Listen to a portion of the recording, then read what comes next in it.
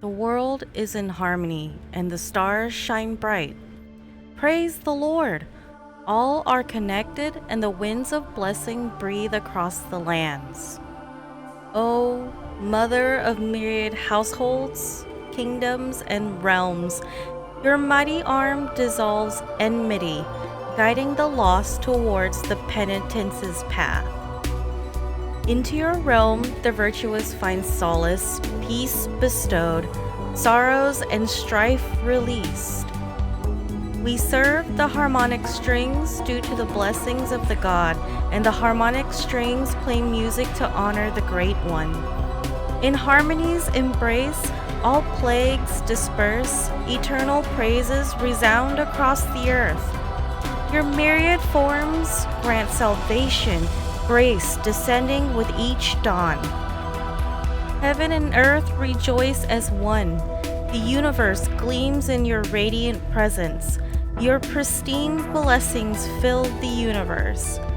All beings entwined in blissful harmony, sharing that happiness and joy, bask in the sweet rain of your divine love. O Lord of myriad hearts, minds, and souls, your sacred decree resonates. Discord banished, the affluent urge towards generosity.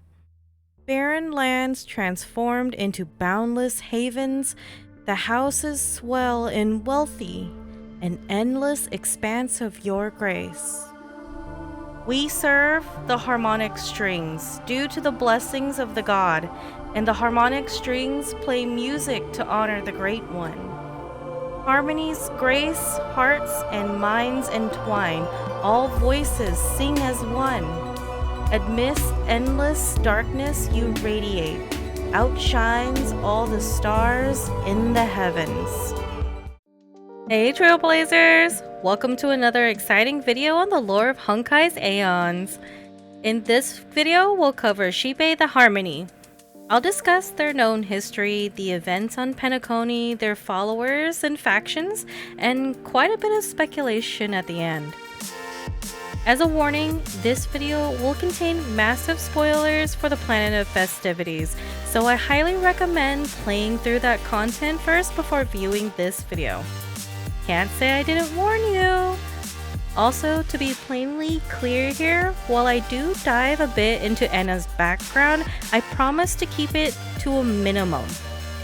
So, grab that bottle of Soul Glad, relax into that dream pool, and let's blaze a trail into the unknown dream together.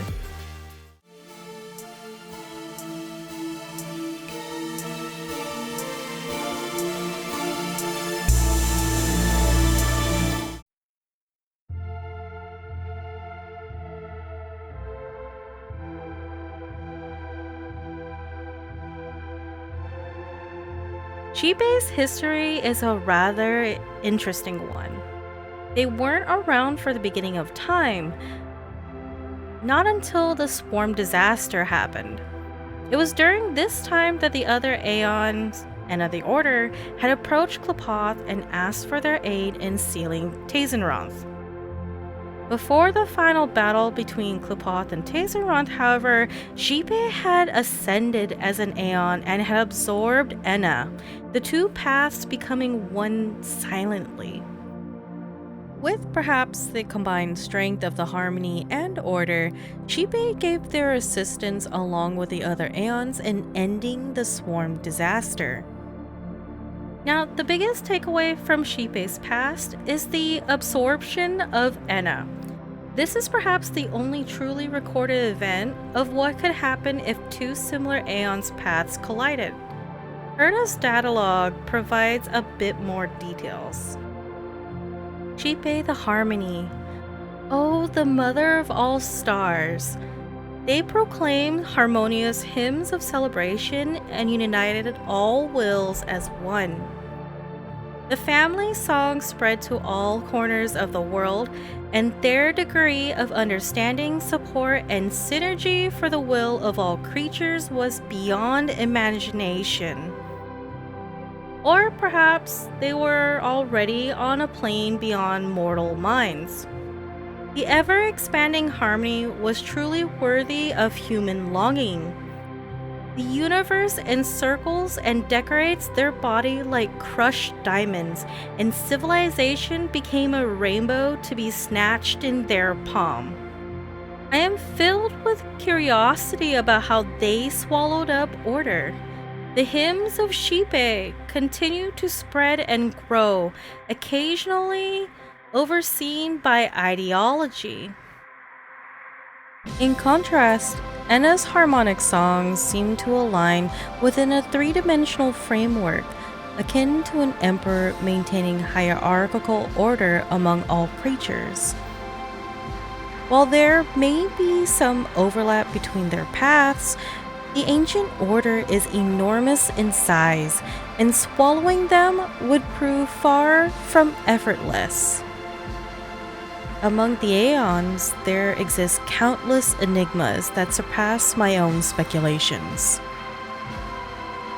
So what caused such a shift in the paths? Was Xipe just more powerful a path than Enna's? I'll save my thoughts for the end of the video, so stay tuned.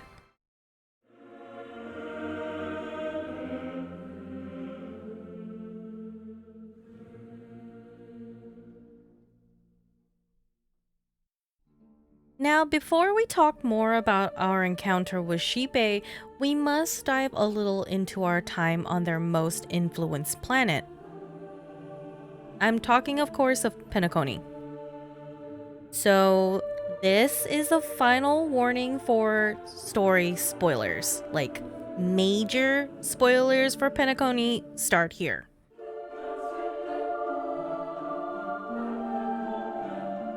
Still with me? Great. We'll start at the very beginning. The planet of festivities wasn't always so cheerful. It was a prison planet formerly headed by the IPC. Suddenly, a Stellaron descended, and a war broke out between the prisoners and the company, resulting in the IPC's loss of control on the planet. When the war subsided, nefarious people had plans to use the Stellaron to shape the dreamscape. When the family arrived at the call of the Watchmaker, the Stellaron was already activated, its power extending into the primordial dream. The family already knew what to do with Stellarons and managed to subdue it. Little did they know of the other shadowed people that had their own agenda. The traitors within the family had set into motion their plans. The opposing faction ensured that the Cancer of Worlds wasn't sealed all the way, so its influence could still use the minds of people to fuel the sweet dream. By the time the Watchmaker found out, it was already too late. Back in the present timeline, the crew receives an invite to join the festivities for the Harmony Festival. Himiko notices something odd about the music box that was sent with it and begins her own investigation with Pom Pom. Discovering that there was a hidden second message, the team plots course for the planet of festivities. During our warp to our destination, we were thrown into an altered dream state when we first arrived inside of Penacony's vicinity. There was a seemingly familiar face in the shared dream, and they helped guide us back to the waking world. While we probably didn't remember the dream after we awakened, it still left us with an intense feeling of something just not being right. Perhaps we pushed this feeling to the back of our minds as we explored this supposedly safe planet, but that emotion would come up time and time again. Just this intense feeling of something not being right. For example, after we officially arrive, Robin seems to be having a hard time with her voice here, the planet that is supposedly protected by the Thousand-Faced One. March 7th and Walt Yang were the ones to notice a slightly different tone in her voice. Perhaps this was just more of a coincidence at the time. However, after talking to her later in the story, we find out that Robin's Harmony blessed voice is losing its strength here since she arrived. To be affected in a way while in the sanctuary of harmony since the beginning means there was a major disturbance in the balance. It was odd to say the least and foreshadowed more insidious events to come. The Nameless set out into Penacony and blazed a trail through the mirrors and mystique of this world. We went through a child's dream, lost a friend to a memory zone meme called Death, made a gamble with supposedly flashy enemy, entered Dreamflux Reef, a place that was hidden by the false idea of death by the family. We reunited with our friend once more and found out the forgotten histories of the Nameless who arrived here before us. After we peeled back so many layers of deception, we finally came to the truth. That a faction of a deceased Aeon has arisen within the Harmony to usurp the latter from their place in the cosmos. They were going to use the power of the Stellaron and the broadcast of the Charmony Festival to force people into the path of order and to empower the perfect dream throughout the cosmos. The Harmonic Choir, the Great Septimus, was called, and it was time to fight for the lives of everyone on the planet. It was during our battle with Sunday that we earned Xipe's gaze and gained the blessing of harmony. We battled long and hard, and finally, we had won.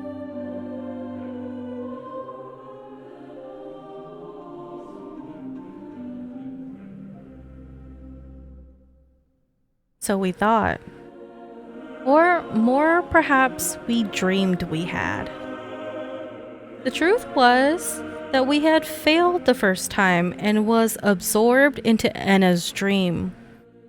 Perhaps we were already absorbed as soon as we entered Penacony's vicinity. Perhaps everything we knew was all part of a large dream. However, there were those who already had the key to the way out. We had to take another risk and cross to the other side of a large shadow. With our friends to guide us one more time, we met with Sunday once again, having broken through the dream of order. This time, we were truly victorious and sent the premature Aeon back to slumber, having defeated their emissary. And that was our journey through Penacony and our personal interaction with Xipe. We gained a whole new path and a sweet hat out of it. But what exactly did we find out from all of this? Well, turns out it's possible to revive an Aeon with the power of a Stellaron and perhaps with the focused singular thought of mortals.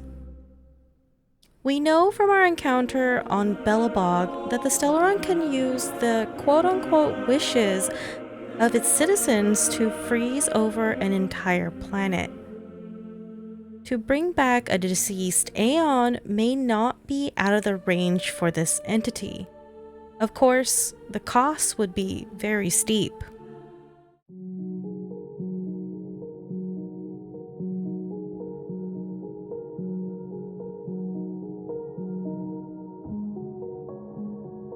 Moving on from the main plot, we'll talk about the only faction that follows Xipe, the family.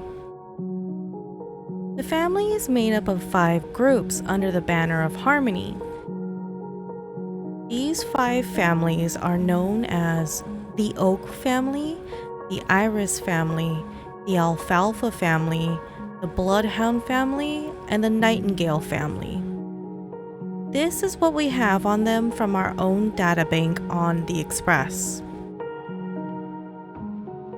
In the vision of the Harmony, the diverse civilizations throughout the universe will eventually become as close as siblings, singing in unison the hymn of unity and joy. The universe will become a harmonious whole with no discordant notes to disrupt the beautiful chords and no fools worrying about their own short-sighted futures. Thus, under the loving radiance of the Aeon Xipe, their chosen people formed a harmonious family.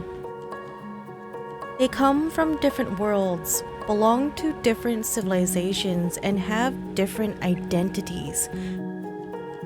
But they are, at the same time, the closest family members there are.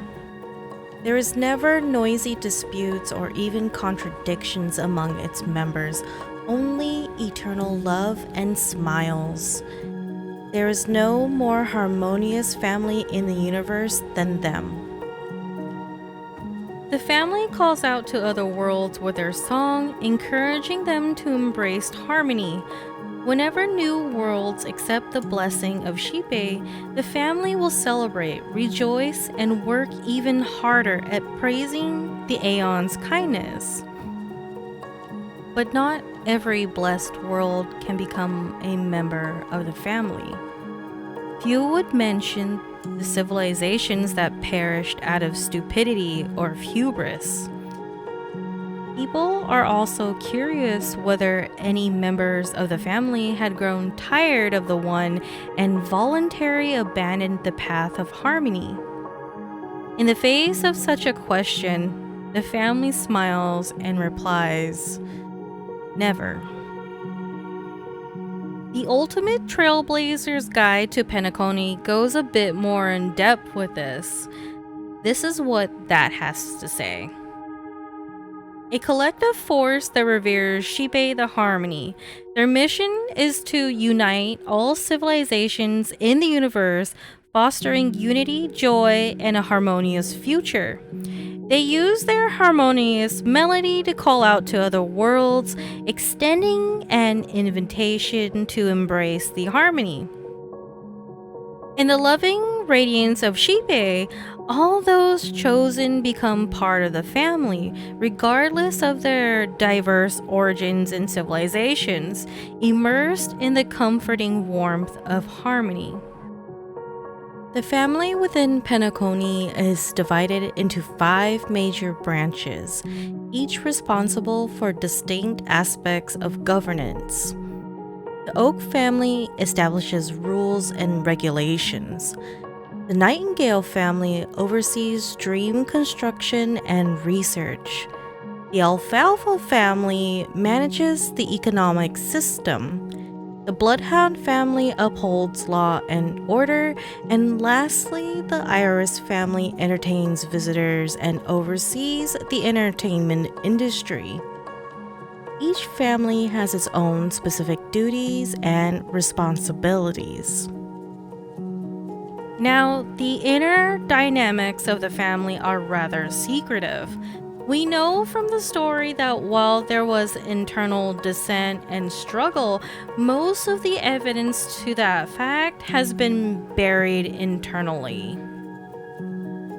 Much of the narrative that we have uncovered has since been written off as a mere attack from an unknown Stellaron to save face to the public.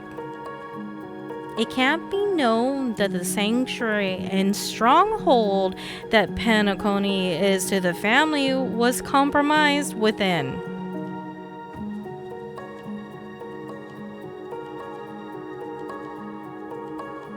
While the main story certainly highlights much of the family's strange behavior, we do have other smaller stories to tell. From this curio in the simulated universe and a memory bubble that we can find on Herta space station, we can garner a peculiar tale. The curio's description read as: an escapee reported that he had acquired a family ties after opening a peculiar box and inadvertently entered a gathering of the family that venerate Xipe the Harmony. He He described witnessing an unprecedented scene. The will of numerous heavenly bodies were intertwined, coiling into a single bound knot. Under family ties, people opened their eyes wide, their faces etched with eerie smiles, staring at one another with identical expressions.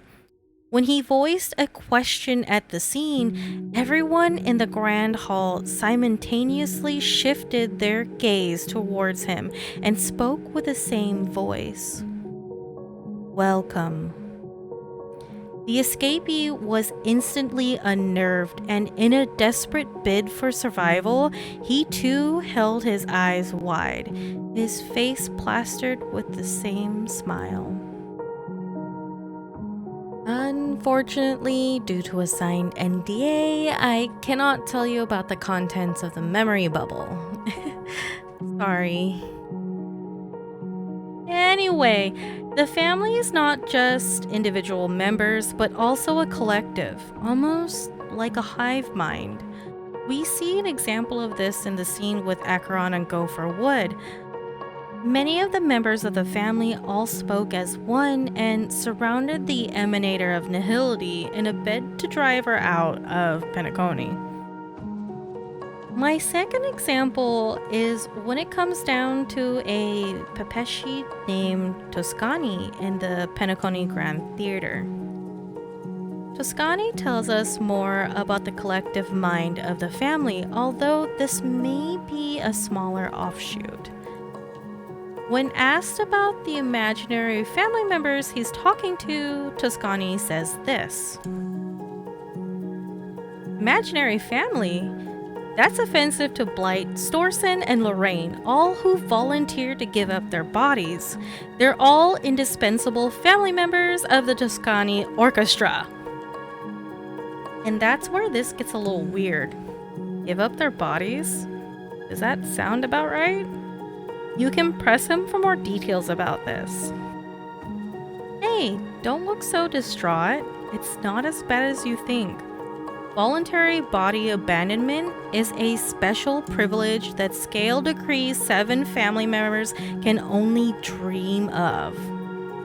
When they first enter the family, they can sense the emotions and hear the vague guidance of other family members, but it's all just superficial. Only after the first Scale Degree 7 emotional harmony do we get the chance to merge with the other family voices. And not just anyone gets to merge. Only those selected family members are able to enjoy this privilege. So then, do you get it? What I mean is, despite every note being created with equal importance by the Great One, in actual fact, some notes are more important than others. I'm saying some of them are more harmonious. So, what does this mean? Well, I doubt that a place as big as the Reverie Hotel could hold as many employees as the entire dream world of Penacony. There's only so many floors in view. So, what's the next step? The solution is complete and total abandonment of one's physical form.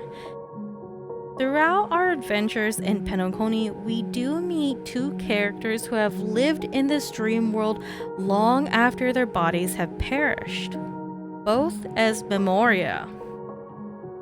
One was a famous actor brought back to life from a collective of fans' memories of him. The other was an Oppenheimer-style Genius Society member. Both were able to interact with us as if they were fully conscious and alive.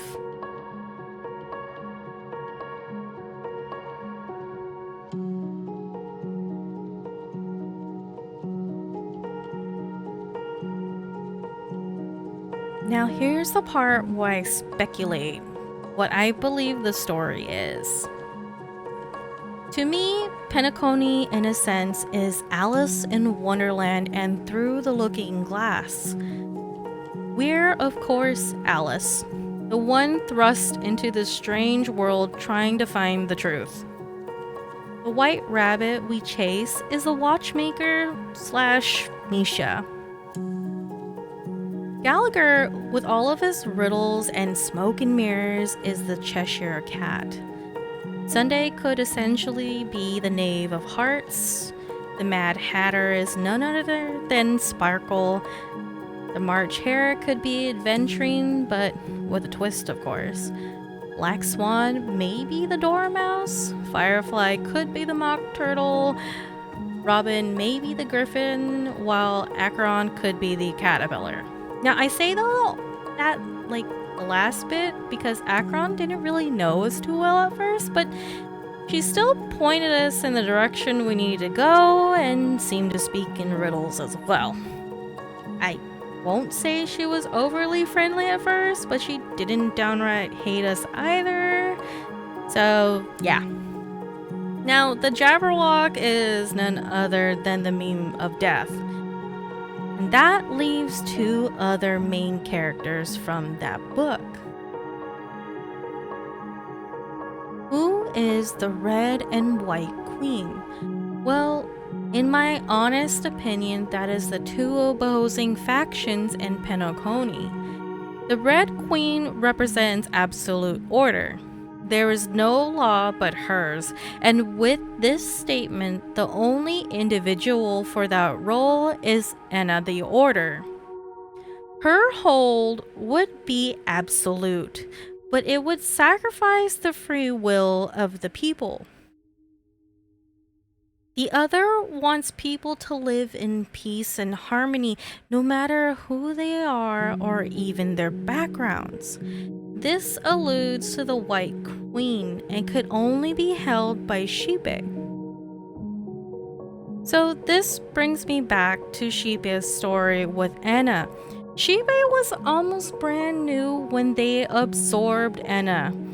I can't say for certain that Xipe existed before Anna, but this is what the story was saying. The question still remains after so long, why did Anna allow another Aeon, who was essentially younger, to absorb them? I would think there would have been maybe a bit more of a power struggle, but it just seemed to happen so quietly and silently. Almost as if Xipe was already born from Anna. Kind of weird, right? But I think it may have been the will of humans. Pure order is too absolute. It doesn't leave room for error or even individuality. So those worlds under Anna the Order may have been repressed, and the yearning for a new path may have called Xipe into existence. When better to do this than at a gathering of Aeons?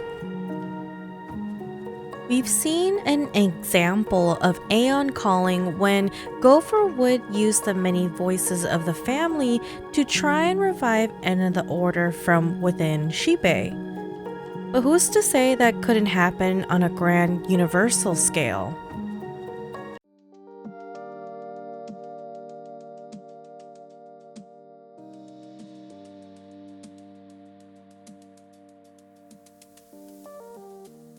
Now, of course, this is only my speculation, and I don't have any proof besides a few, maybe small thought experiments.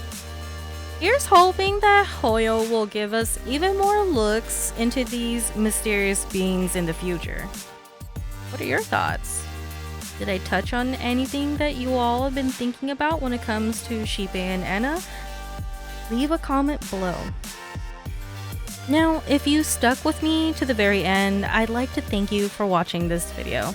It wasn't easy to put together, and I threw out so many rough drafts because there was just so much information to sift through.